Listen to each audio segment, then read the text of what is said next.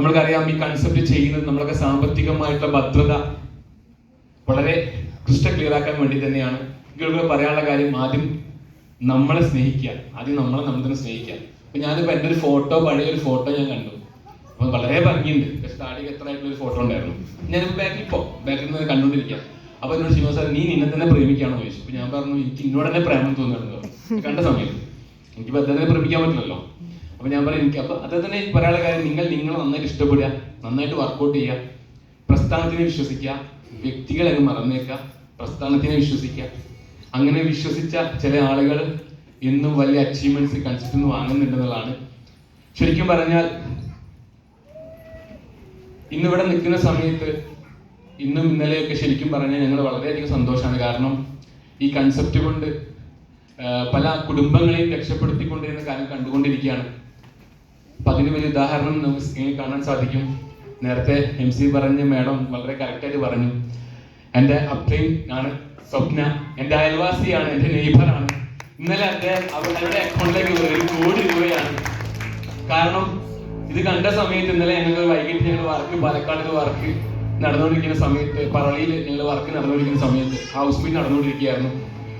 അപ്പം പറളി നോക്കണ്ട, എല്ലാ കൊങ്ങാട് പറളിയും പുലാപ്പറ്റിയും പത്തിരിപ്പാലൊക്കെ പിടിച്ചിട്ടുണ്ട്, നോക്കണ്ട, എല്ലാവർക്കും സ്പേസ് ഉണ്ടല്ലോ. അപ്പൊ പറയിൽ നടന്നുകൊണ്ടിരിക്കുന്ന സമയത്താണ് സ്വപ്നമാടം വിളിക്കുന്നത്. ഒരു സസ്പെൻസ് ഉണ്ട്, വീഡിയോ കോൾ ചെയ്യാൻ വേണ്ടി പറഞ്ഞു. വീഡിയോ വന്ന സമയത്ത് സ്വപ്നമാടം വെട്ടി കൊണ്ട വന്നിട്ട് അങ്ങോട്ടും ഇങ്ങോട്ടും നടക്കാണ്. പിന്നെ സ്വപ്നമാടം ക്ലിയർ ആവില്ലെന്ന് പറഞ്ഞു. അപ്പൊ കാണിച്ചെന്ന സമയത്ത് ഇവിടെ കാണുന്ന ഈ ഒരു ഫിഗർ 1 കോടിക്ക് 2 ലക്ഷം ഗവൺമെന്റ് ടാക്സ് കൊടുത്തിട്ട് ബാക്കി ആൾ അക്കൗണ്ടിലേക്ക് വന്നൊരു മൊമെന്റ് ആയിരുന്നു. അപ്പൊ പറഞ്ഞുകൊണ്ട് സംസാരം തുടങ്ങിയ സമയത്ത് എന്നോട് ഒരു കാര്യം പറഞ്ഞു, റാഫി സാറെ, നിങ്ങൾ എന്നെ പണ്ട് കണ്ടത് എങ്ങനെയാണെന്ന് ചോദിച്ചു. ഞാൻ പറഞ്ഞു, ഒരു ചൂലും ഒരു ബക്കറ്റും എടുത്തുകൊണ്ട് ഒരു ഷോപ്പ് ക്ലീൻ ചെയ്യുന്ന ഒരാളായിരുന്നത് ഞാൻ വന്ന് ഡ്രൈവിംഗ് പഠിക്കാൻ പോകുന്ന സമയത്ത്. അന്നൊന്നും ഇവരെ ആ കണ്ട ഒരു പിക്ചറാണ്. പക്ഷെ ഇന്ന് അവർ എൻ്റെ മാറിയ സമയത്ത്, അവരിതൊക്കെ പറയുന്ന സമയത്ത് എന്നോട് പറയും, ഈ പൈസ ഞാൻ എങ്ങനെയാണ് ചെലവാക്കുക എന്നുള്ള ആ രീതിയിൽ സംസാരിച്ച സമയത്ത് ഞാൻ ആലോചിച്ചൊരു കാര്യമാണ്, 5-6 വർഷം കൊണ്ട് ഒരു സ്ത്രീയുടെ ലൈഫിൽ വന്ന ചേഞ്ച് എത്രത്തോളം ഉണ്ട് എന്നുള്ളത്. എനിക്ക് അഭിമാനം എന്ന് പറയാൻ പറ്റും. ഇവരെ കൂടെ ഞാൻ വർക്ക് ചെയ്യുന്നു എന്നുള്ളത് ഞാൻ വലിയ പ്രൗഡാണ്, വലിയ സന്തോഷമാണ്. ഒന്നും പറയാനില്ല, ഇത് വളരെ സന്തോഷമുള്ള കാര്യമാണ്. ഇനി അടുത്തതിലേക്ക് ഒന്ന് പോവാം. ഇത് വളരെ ബ്യൂട്ടിഫുൾ ആയിട്ടുള്ള ലേഡിയാണ്, എന്റെ ഭാര്യയാണ്. കാരണം വീട്ടിലിരുന്ന് എന്റെ 3 മക്കളെ നോക്കിക്കൊണ്ടിരിക്കുന്നു. ഒരാളെ അക്കൗണ്ടിലേക്ക് 47,500 ഡിവിഷണൽ സെയിൽസ് മാനേജർ എന്ന റാങ്കിൽ നിന്നിട്ട് ആള് വാങ്ങിയിട്ടുണ്ട്. അപ്പം ഇന്നലെ എന്നെ വിളിച്ചിട്ട് പറഞ്ഞു, ഇക്ക എവിടാന്ന് ചോദിച്ചു.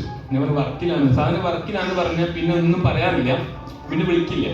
ചിലപ്പോൾ ഞാൻ വിളിച്ച് കട്ടാക്കി തിരിച്ചു വിളിക്കും. പക്ഷെ ഇന്നലെ കണ്ടിന്യൂസ് ആയിട്ട് വിളിക്കുക. ഞാൻ പെട്ടെന്ന് ടെൻഷൻ അടിച്ചു. കാരണം ഉമ്മയുണ്ട്, പിള്ളേരുണ്ട്, എന്തെങ്കിലും പറ്റുമോ എന്ന് വിചാരിച്ചു.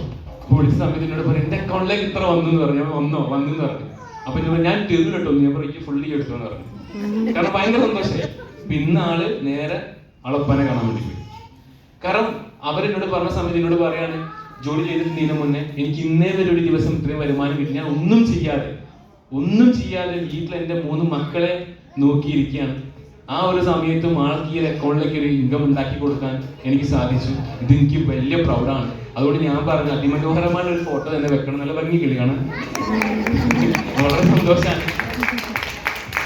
ഈ ഒരു ഫോട്ടോ.